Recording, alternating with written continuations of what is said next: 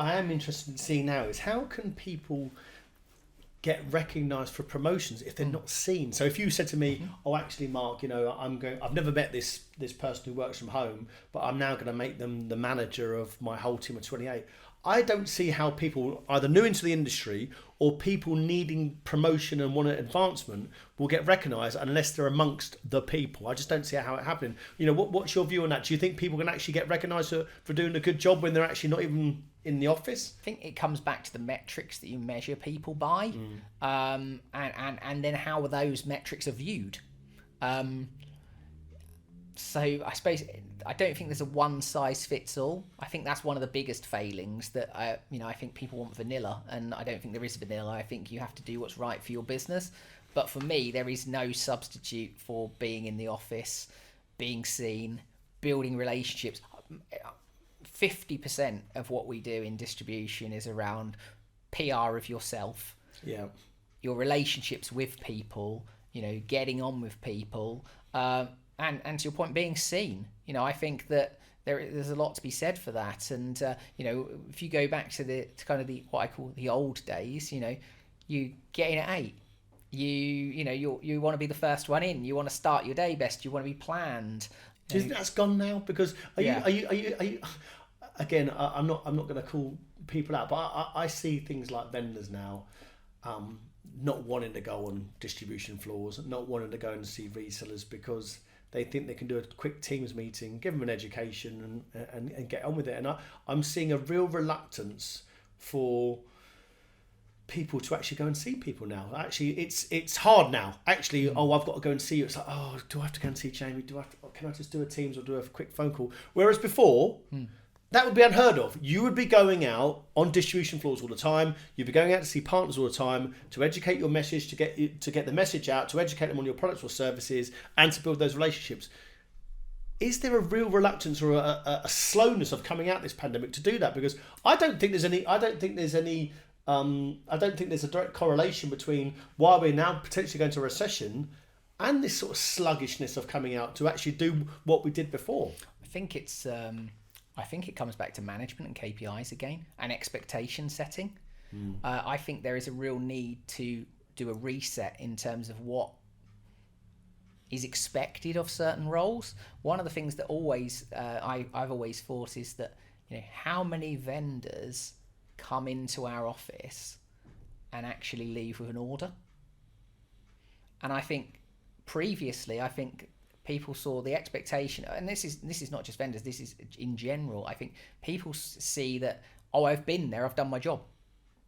I've turned up. I've touched a few pizzas around. I've arrived, so I've been seen, I've done my job. Whereas actually, I think the focus needs to be drawn to what is your purpose for the day? What are you here to do? What does success look like? Have you made a difference?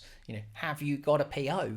Because fundamentally, the old days when I used to go out and visit customers in my Midwich days, if I didn't leave with a PO, I was disappointed. And I think there's expectation setting that needs to be looked at. The racism incident that happened last year at Exertis, I don't really want to go into the detail about it, but I do want to go into what lessons were learned from it and how it affected the business. So what's your view on it? Did it affect business, and what lessons were learned from the incident? Because it was well documented, it was well publicised. As I said, I don't really want to go into the details of it, but I am interested in what lessons were learned from it and if it affected the business. Yeah, absolutely. No, thanks, Mark. I think ultimately, and sadly, we live in a society where racism exists. Yeah. Which something I'm strongly against, and I think even as recently as the last World Cup, we saw outrageous examples of that, which shows that while we've made huge progress in society, we're not where we need to be. And sadly, an example of that was kind of in our business 7 years ago. And obviously, although the case was recent, the incident happened 7 years ago, and that's something that we've dealt with, and I can assure you we have a zero tolerance for any type of behaviour such as that, and take it incredibly seriously. And I think as to, for us as a business, we've been on a significant cultural journey over the time. I've been with the business now almost 8 years, and I would say our organisation is unrecognisable from the company that I joined. Really? Absolutely, 100%. And I think, one of the signposts that I speak about when I talk to anyone on the subject is 2019. I presented our CRN winning submission for Distributor of the Year. It was the first time we'd won in 10 years. Wow. And we took a different approach around the pitch. And the pitch was very much around our people, our culture, and our journey.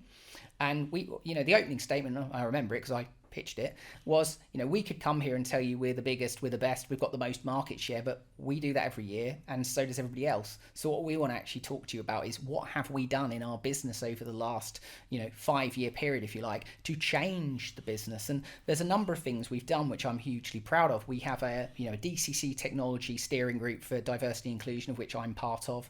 We have a UK group, what we call EDIT, which is Exertis Diversity Inclusion Team. And we've done a huge amount around improving our, employee standards around. We changed our working hours. We used to finish at 6. We moved that to 5:30. We've put enhanced paternity and maternity care and leave in place for people.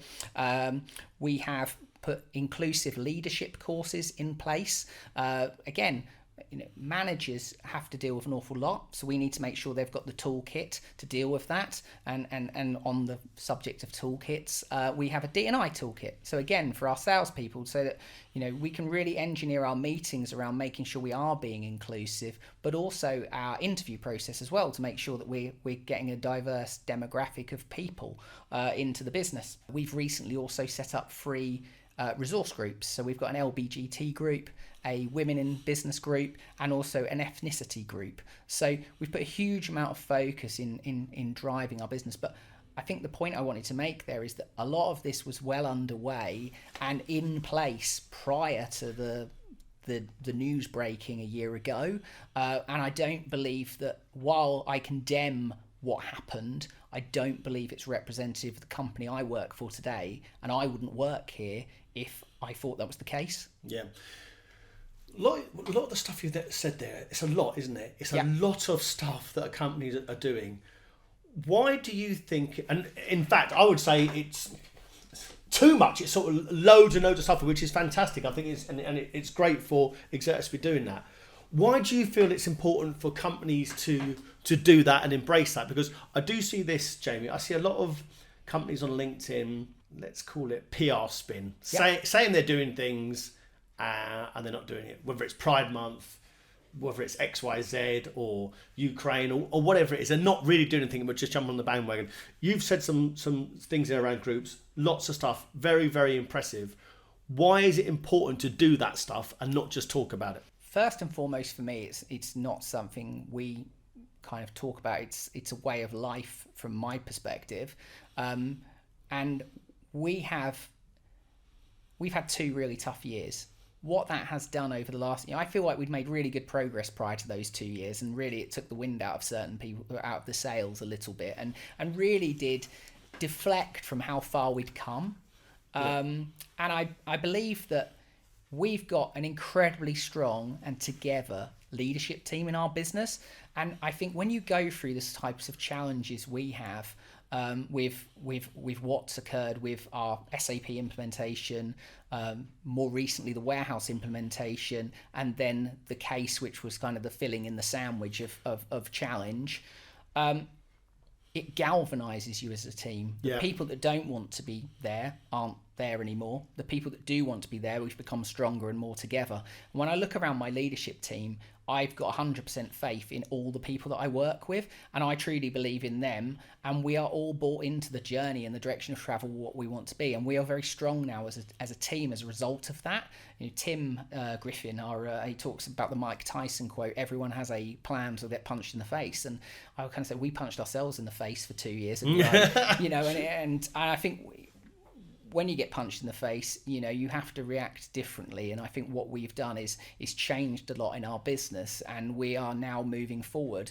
And I feel it's a really exciting time. I look around the room and I've got 100% trust in all the people that I work with.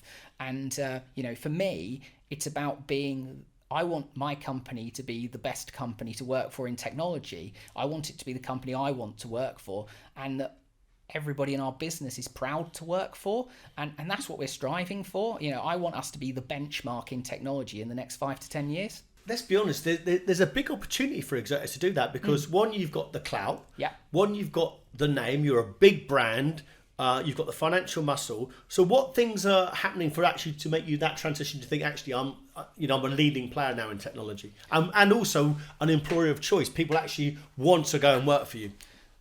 Absolutely. I think that the way I talk about it, and I'll talk about my Pro AV business, for example, we are backed by one of the largest FTSE 100 companies in the world. We are the largest Pro AV distributor in the world. We've under-indexed for 2 years in the UK. So in my mind, it's one of the biggest opportunities in distribution. Yeah. We're financially secure. We have all of the tier 1 brands.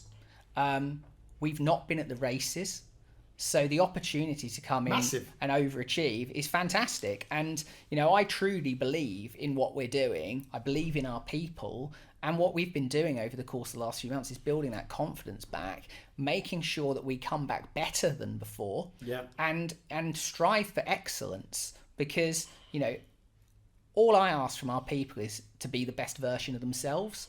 And what we want to do is through diversity and inclusion, create a place where people can come to work, feel it's okay to be themselves, because if people are themselves, they perform better.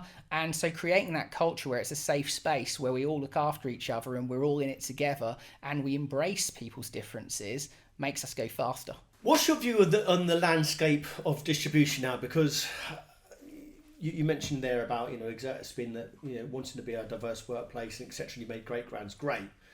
Now, there's lots of niche players coming up in the market, niche distributors. Does that competition worry you? You mentioned there, you think, well, I look at Exertis, think big brand, big distributor. There's obviously other niche specialisms.